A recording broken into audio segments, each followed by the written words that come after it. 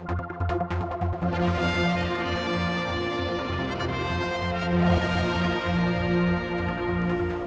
more on the redevelopment of Douglas Promenade. Richard Pearson is with me, the man who is basically in charge of this whole thing and all these other projects. So much going on, Mr. Pearson.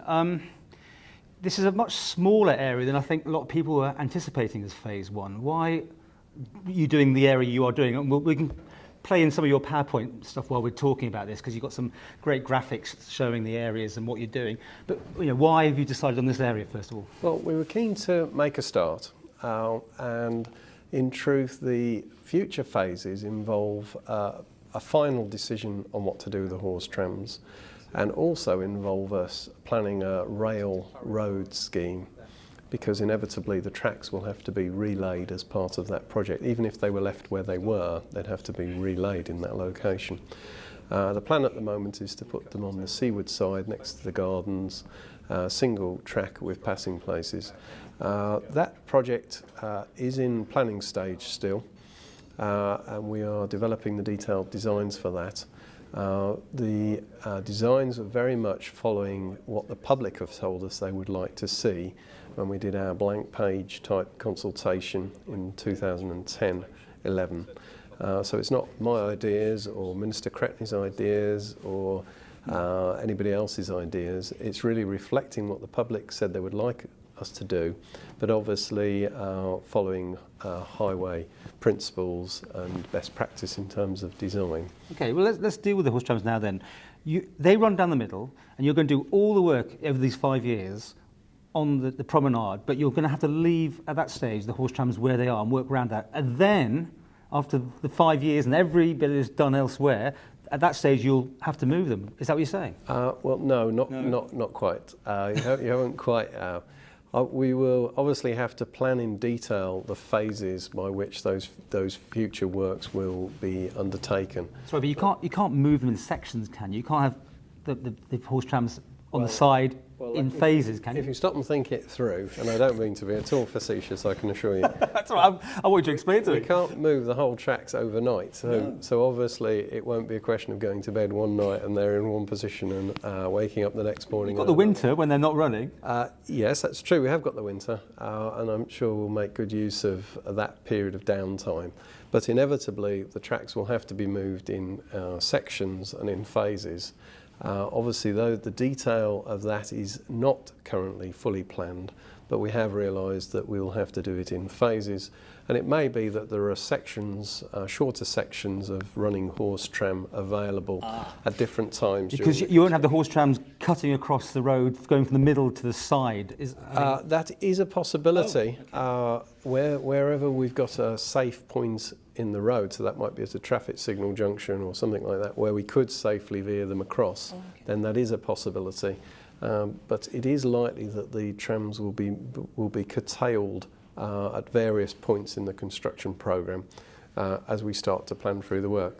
That's going to be the headline for so many people now. You know, that horse trams, moving them, you're going to upset some people, but should we that's the future phases anyway, for another story. Let's go back to the main bit, because, I mean, it's £1 million odd you're spending on this phase, wasn't it? Yes, 1.6 million. And it looks so small. I mean, it looks like a nothing part, really, compared with the whole length of the promenade. In this first section, the carriageway is particularly wide, if you stop and look at it. Also, we've got some quite wide footways in this first section, and we are using some high-quality materials, particularly around the Jubilee Clock area. So, if you like, there's a slightly disproportionate cost in this first section. It is the first thing that you come to when you leave the ferry, and it's, if you like, the start of the promenade. So we felt that it was worth putting a little bit more quality materials in this first section, as it's, if you like, the main gateway. Then as we go down the promenade, we may use slightly lesser quality. There'll still be good quality materials. But to give you a bit of a feel... Just hold them up and show the camera. What we've got is following... Here. Just hold those up here. Following the advice that we've had in terms of the regeneration, it was to use higher quality materials in the most high profile prominent locations. So, for example, on this scheme, phase 1, we'll be using those around the Jubilee Clock area and across the Victoria Street junction. Which you're going to move, of course, the Jubilee Clock. We are. We're planning to move the clock purely because in its current location it constricts the width of the bell mouth of that junction, which may not matter in many ways, except for the fact that with the constriction on width, pedestrians who might wish to cross there cannot look up Victoria Street and see an adequate sight line.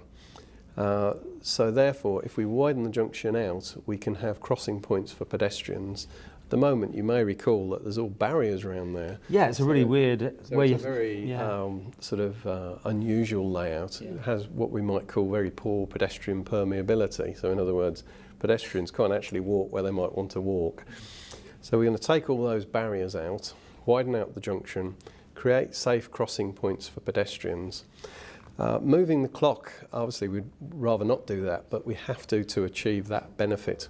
However, there are some other benefits that emerge from moving the clock, and it's only moving it about 8 metres to the south.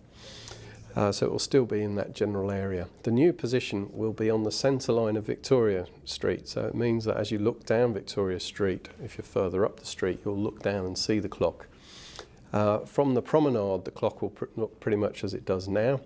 However, if you're actually at that location as a pedestrian, you'll be able to walk all round the clock. So as well as crossing the road, you'll be able to walk right the way around the clock. And also there'll be some seating built into the base of the clock, which means that instead of having separate benches and more clutter, we can actually put some seating in around the base of the clock itself. Well, we'll continue talking with Mr. Pearson in the next section.